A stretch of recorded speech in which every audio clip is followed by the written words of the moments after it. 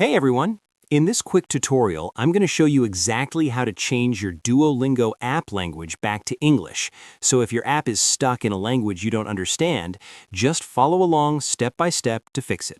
All right, let's dive in. Open your Duolingo app on your phone. Once you're in, tap on the Home tab at the bottom left corner. Now, look at the top left of your screen and tap on the flag icon. This is where your language settings are. Next, tap on the plus icon on the right side. At this point, everything might still be in a different language, but don't worry, just follow these steps.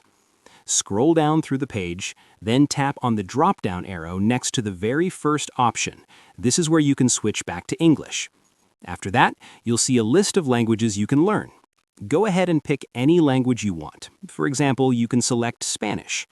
Now tap the green button to continue, and then tap the blue button to confirm the change. And that's it. Your Duolingo app should now be back in English, and you can still keep learning the language you selected.